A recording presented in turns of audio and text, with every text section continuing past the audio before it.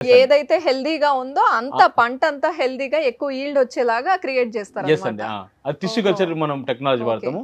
ఆ తర్వాత ఆ టిష్యూ చెట్టు వచ్చిన చెట్టుని పెంచడం కోసం మనం రిమోట్ సెన్సింగ్ వాడతామండి. రిమోట్ సెన్సింగ్ అంటే ఏంటంటే మామూలుగా దీన్ని ఇక్కడున్న ఆ సాయిల్లో భూమిలో ఉన్న ప్రతి మినరల్ ని మనం శాటిలైట్ కనెక్ట్ చేస్తాము. శాటిలైట్ నుండి ఆ శాటిలైట్ మన డేటా సెంటర్కి వస్తుంది అనమాట. అక్కడ దాని ప్రతి ఒక్కటి అక్కడ ఉన్న మినరల్స్ కానీ, వాటర్ లెవెల్స్ కానీ, గ్రౌండ్ లెవెల్స్, పిహెచ్ వాల్యూస్ అన్ని ప్రతి ఒక్కటి అక్కడ ఏముందో ఫస్ట్ మనం వెరిఫై చేసుకొని దాన్ని శాటిలైట్ కనెక్ట్ చేసి శాటిలైట్ నుంచి డేటా సెంటర్కి వస్తుంది. డేటా సెంటర్ నుంచి ఇక్కడ మన సైట్లో ఉన్న రోబోకి ఆ డేటా సెంటర్ గైడ్ చేస్తుంది అనమాట.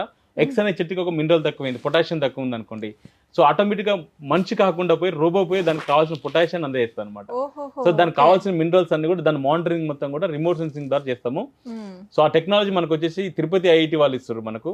మన company knowledge partners Tirupati IIT వాళ్ళు. తర్వాత కొలాబరేట్ అండి. తర్వాత రెండోది వచ్చేసి ఇంకో టెక్నాలజీ వచ్చి ఒక చెట్టుకు కావాల్సిన భూమిలో ఉన్న మినరల్స్ ఏవైతున్నాయో ఈ మినరల్స్ ని చెట్టుకు అందాలనుకుంటే మధ్యలో మీడియేటర్ గా బ్యాక్టీరియా ద్వారా వస్తుంది అనమాట. సో ఈ బయట బ్యాక్టీరియాని డెవలప్ చేస్తాం కోసం మేము లలిత 29 అనే ఒక కంపెనీ మనకు అమెరికాలో ఉంటుంది అనమాట.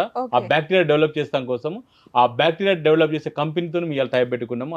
ఫస్ట్ సాయిల్లో మనం మొత్తం బ్యాక్టీరియా డెవలప్ చేసి తర్వాత అది ఆ మెన్యూస్ మొత్తం ఆర్గానిక్ మెన్యూస్ కలిపేసి దాని బ్యాక్టీరియా డెవలప్ చేసి బ్యాక్టీరియా ద్వారా మనం చెట్టుకి పోషకాలను ఇస్తాము. తర్వాత నెక్స్ట్ వచ్చేసి 4వ టెక్నాలజీ వచ్చేసి పాలినేషన్.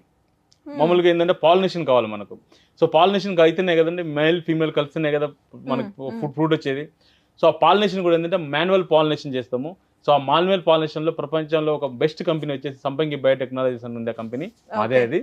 సో ఆ కంపెనీ వచ్చేసి ఈ 4 టెక్నాలజీస్ వాడేసి మేము ఈరోజు అగ్రికల్చర్ చేస్తున్నాము. సో కాబట్టి ఈరోజు మేము దాదాపుగా R&Dలో మేము ఒక 72 acres లో మేము కల్టివేషన్ చేస్తున్నాము. ఈరోజు ఎకరానికి వచ్చేసి గత 12 years నుంచి చేస్తున్నాము.